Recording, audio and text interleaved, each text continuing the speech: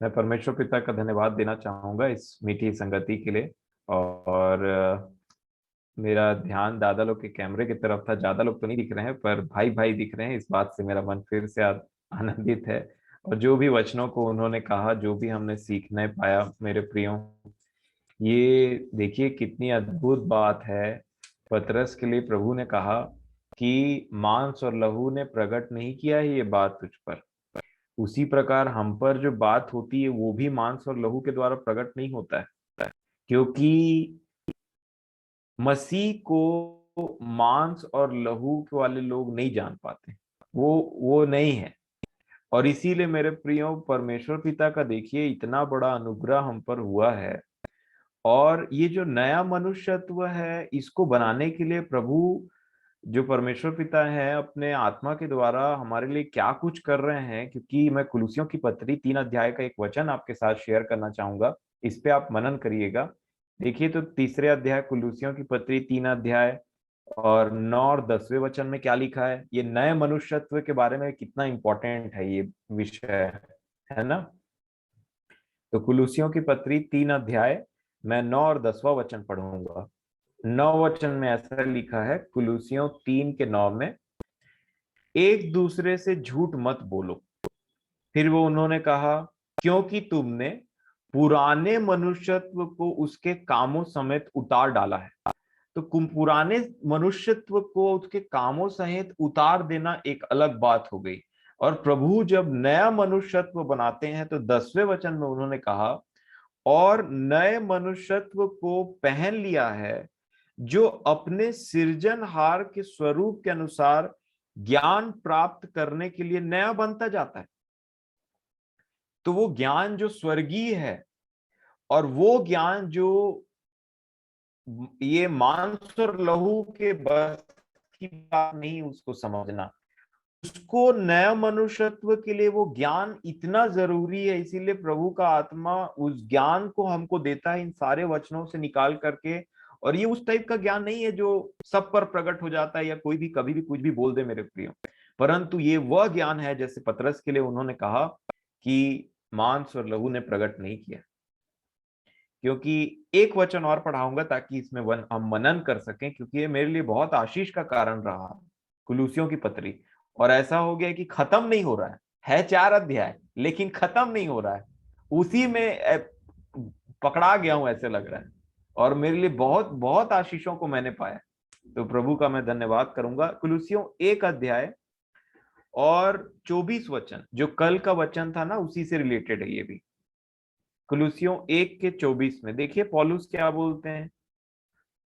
बोलते हैं, अब मैं उन दुखों के कारण आनंद करता हूं। ये संसार के समझ से बाहर है ना, दुखों का आनंद करना। और जब तक हमने भी इसको नहीं समझा था तो ये भी हमारे समझ से बाहर की चीज है। ये दुखों में आनंद करना, ये सामान्य शब्द नहीं, सामान्य सेंटेंस नहीं। तो बोलते हैं, अब मैं दुखों के कारण आनंद करता हूं जो तुम्हारे लिए उठाता हूं। और फिर से कौन आ गया, और मसीह। ये है दुखों में आनंद करने वाला जो मजा है ना इस जीवन में, वो मसीह में छिपा है मेरे प्रियो। और मसीह के क्लेशों की घटी उसके देह के लिए अर्थात कलीसिया के लिए अपने शरीर में पूरी करता हूं, जिसका मैं परमेश्वर के उस प्रबंध के अनुसार सेवक बना जो तुम्हारे लिए मुझे सौंपा गया, ताकि मैं परमेश्वर के वचन को पूरा पूरा प्रचार करूं। 26 वचन में क्या लिखा है देखिए तो, अर्थात उस भेद को जो समयों और पीढ़ियों से गुप्त रहा, परंतु अब उसके उन पवित्र लोगों पर प्रकट हुआ है। ये कोई ऐसी वैसी बात नहीं जो सब पर प्रकट हो जाती मेरे प्रियो। ये परमेश्वर के चुने हुए, और अनुग्रह परमेश्वर का दया इतना महान है कि वो अपने लोगों पर ये बातों को प्रकट करते हैं। और वो बातें कौन सी है, आगे लिखा 27 वचन में, जिन पर परमेश्वर ने प्रकट करना चाहा कि उन्हें ज्ञात हो कि अन्य जातियों में उस भेद की महिमा का मूल्य क्या है। महिमा भी आ गया, क्या है वो, और वह यह है कि मसीह जो महिमा की आशा है तुम में रहता। मसीह जो महिमा की, वही कल वाली महिमा जो हम देख रहे थे, वो आशा हमारी, वो महिमा की आशा जो मसीह है वो तुम्हारे अंदर रहता है। ये है परमेश्वर का वह भेद और वह ज्ञान जो समयों और पीढ़ियों से छिपा हुआ था, और उसको अब परमेश्वर ने उन पर प्रकट किया, और हमेशा से वो प्रकट, जिन पर प्रकट करना चाहे उन्हीं पर प्रकट किया, क्योंकि जब मालूम पड़ेगा तब ना जीवन जिएंगे ऐसे वाले।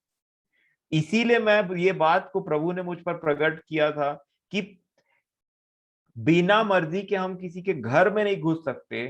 किसी के गेट को खोलने से कभी कुत्ता आ जाता है, तो कभी चौकीदार आ जाता है कि क्या है भाई, क्यों है, क्या बात है, ऑफिस में, एयरपोर्ट में, तो बिना स्वर्ग, उसकी इच्छा के स्वर्ग पहुंच जाएंगे।